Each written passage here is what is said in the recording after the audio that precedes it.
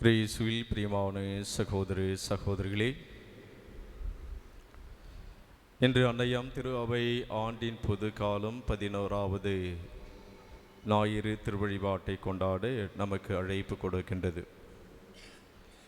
ஏறக்குறைய ஈஸ்டர் பெருவிழாவிலிருந்து சென்ற வாரம் ஞாயிற்றுக்கிழமை வரை நாம் பல விழாக்களை கொண்டாடி மகிழ்ந்தோம். இன்று ஆண்டின் பொது காலம் 11வது ஞாயிற்றுக்கிழமையை நாம் கொண்டாடுகின்றோம். இன்றைய இறைவார்த்தை முழுவதும் நமக்கு கொடுக்கக்கூடிய அற்புதமான செய்தி, கடவுள் எவ்வளவு இரக்கமும் பரிவும் பாதுகாப்பும் அரவணைப்பும் நமக்கு வாழ்வும் கொடுக்கக்கூடியவராக இருக்கிறார் என்பதைத்தான் இன்றைய இந்த 3 வாசகங்கள், முதல் வாசகம், 2ஆம் வாசகம், நற்செய்தி வாசகம் மிக தெளிவாக நமக்கு சுட்டி காட்டுகின்றது.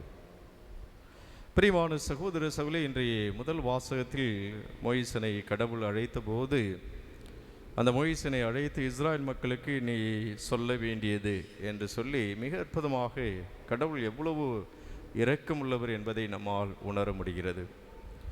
நான் எகிப்திற்கு செய்ததையும் கழுகுகளின் இறக்குகளின் மேல் உன்னை ஏந்தி என்னிடம் வந்து சேர செய்ததையும் நீங்களே கண்டீர்கள். எகிப்தில் அவங்க எப்படி வாழ்ந்தாங்க நமக்கு நன்றாக தெரியும். அடிமைகளாக வாழ்ந்தார்கள். உரிமை இல்லை, விடுதலை இல்லை, சுதந்திரம் இல்லை.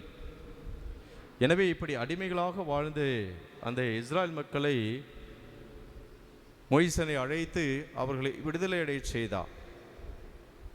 எகிப்தியர்களை எல்லாம் கொன்று அவர்களுடைய இரத்தத்தை பார்த்து அந்த பார்வோனின் அடிமைத்தனத்திலிருந்து இஸ்ராயல் மக்களை மிக அற்புதமாக அவர்களை விடுதலை அடைய செய்தார். கழுகுகளின் இறக்கைகளின் மேல் உங்களை ஏந்தி வந்தேன். கழுகு, பள்ளியில் மாணவர்களுக்கு நாங்கள் சொல்லக்கூடிய அற்புதமான அந்த ஒரு மனிதன் எவ்வாறு உயர்ந்த எண்ணங்கள், உயர்ந்த குறிக்கோள், இலக்குகளோடு வாழ வேண்டும் என்பதை பள்ளியில் பிள்ளைகளுக்கு இந்த கழுகை தான் நாம் ஒரு எடுத்துக்காட்டாக பிள்ளைகளுக்கு சொல்வது உண்டு. ஒரு உயர்ந்த எண்ணத்தோடு வாழ வேண்டும். கழுகை நாம் பார்க்கின்றோம். கழுகு எப்பொழுதுமே மிக விவேகத்தோடு செயல்படும். இப்போ வெயில், உஷ்ணம் அதிகமான அதற்கேற்ற போல அது வாழும். மழை, புயல், காற்று என்று சொன்னால் அதற்கேற்றார் போல அது உயிரை இன்னும் பறந்து செல்லும், தன் உயிரை காப்பாற்றும்.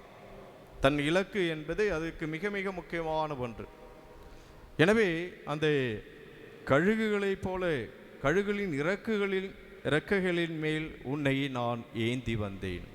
எவ்வளவு ஒரு அற்புதமான ஒரு வாழ்வை அந்த இஸ்ராயல் மக்களுக்கு கொடுத்திருக்கிறார் என்று சற்று நாம் அலசி பார்க்க. துன்பப்பட்டார்கள், வேதனைப்பட்டார்கள், கண்ணீரோடு அழுதார்கள். அப்போ மோயிசனை அழைத்த போது கடவுள் சொல்ற, என் மக்கள் படுகின்ற துன்பத்தை என் கண்களால் நான் பார்க்கின்றேன், அவர்கள் எழுகின்ற அழுகுரலை என் காதுகளால் நான் கேட்கின்றேன். எந்த கடவுள் கண்ணால் பார்த்து காதால் கேட்க முடியும்? மோயிசனை அழைத்த போது கடவுள் இப்படி தான் சொல்றார், இஸ்ராயல் மக்கள் அந்த எகிப்தில் படுகின்ற துன்பத்தை என் கண்களால் நான் பார்க்கின்றேன்.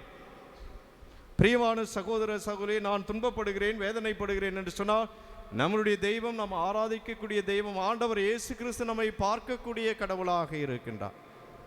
என்னை யாருமே கண்டுகொள்வதே இல்லை, என் வாழ்க்கை ஒரு போராட்ட வாழ்க்கையாக இருக்கிறது. இயேசு பார்க்கின்றார். இயேசு என்னுடைய இக்கட்டான சூழ்நிலையை பார்த்து கொண்டு இருக்கின்றார். அந்த இயேசுவை தான் நாம் ஆராதிக்க இங்கு வந்திருக்கோம். அந்த இயேசுவை தான் நாம் நம்புகிறோம், விசுவசிக்கின்றோம். எனவே என் மக்கள் படுகின்ற துன்பத்தை என் கண்களால் நான் பார்க்கின்றேன், அவர்கள் எழுப்புகின்ற அழுகுரலை என் காதுகளால் நான் கேட்கின்றேன். என்னுடைய விண்ணப்பத்தை கேட்கக்கூடியவராக என் ஆண்டவர் இயேசு கிறிஸ்து இருக்கின்றார்.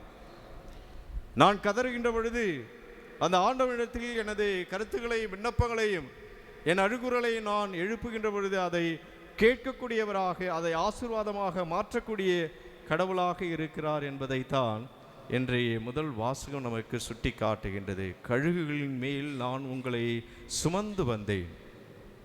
விடுதலை அடைய செய்து அவர்கள் அந்த செங்கடலை 2ஆக பிளக்க செய்து உயிரை காப்பாற்றிய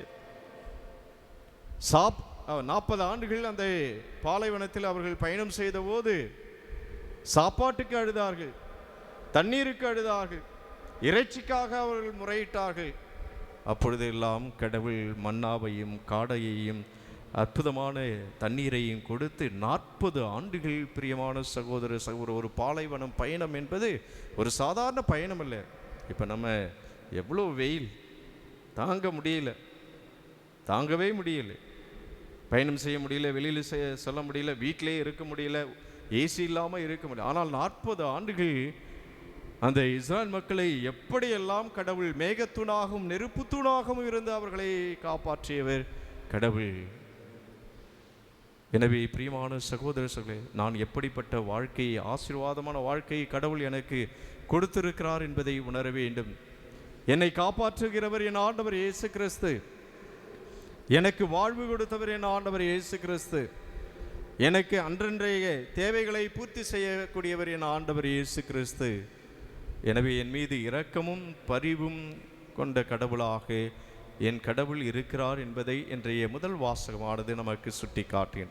இரண்டாம் வாசகத்தில் புனித பவுலடியார் மிக அற்புதமாக ரோமேருக்கு எழுதிய அந்த திருமுகத்தில், பிரியமான சகோதரர், நாம் நல்லவர்கள் என்பதற்காக இயேசு நம்மை மீட்கவில்லை, மாறாக நாம் பலவீனமானவர்கள், தவறு செய்யக்கூடியவர்கள், பாவம் செய்யக்கூடியவர்கள்.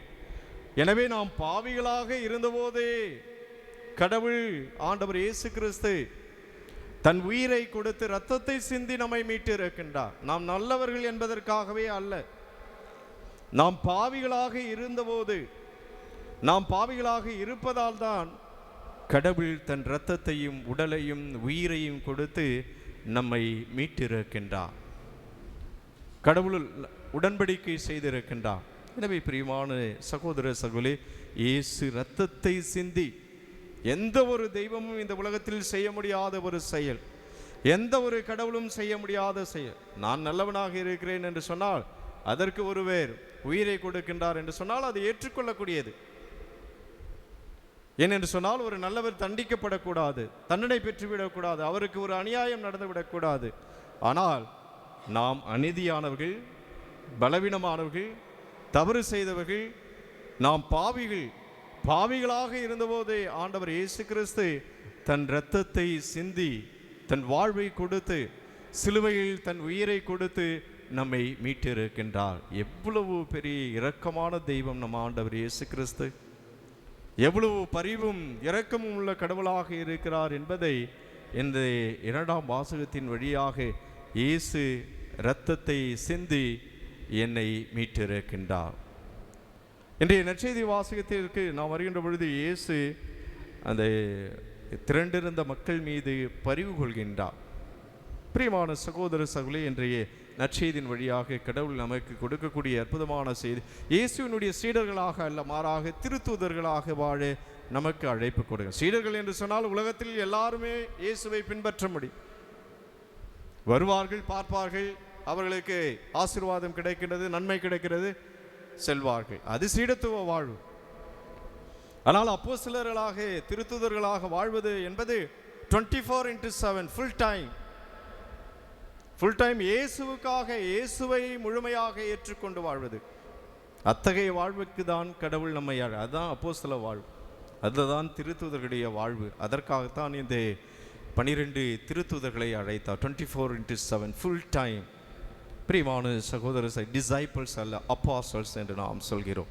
சீடர்கள் அல்ல, மாறாக நாம் அனைவரும் திருத்தூதர்களாக வாழ கடவுள் நம்மை அழைக்கின்றார். எனவே கடவுள் நமக்கு இஸ்ராயல் மக்களுக்கு கொடுத்த அந்த அற்புதமான வாழ்க்கையை எனக்கு கொடுத்திருக்கின்றார்.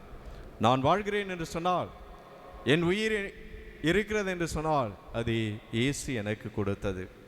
இத்தகைய ஆசீர்வாதமான குடும்பம், பிள்ளைகள், பேரப்பிள்ளைகள், இத்தகைய வாழ்க்கையை நான் வாழ்ந்து கொண்டு இருக்கிறேன் என்று சொன்னால், இயேசு என் மீது இரக்கமும் பரிவும் உள்ள கடவுளாக இருப்பதால் தான் இந்த வாழ்க்கையை நான் வாழ்ந்து கொண்டிருக்கிறேன் என்று உணர்ந்து, இயேசு நமக்கு செய்யக்கூடிய அனைத்து நன்மைகளையும், அவருடைய இரக்கத்தையும் பரிவையும் தொடர்ந்து இந்த கல்வாரி பலியில் நாம் சுவைப்போம். ஆம்.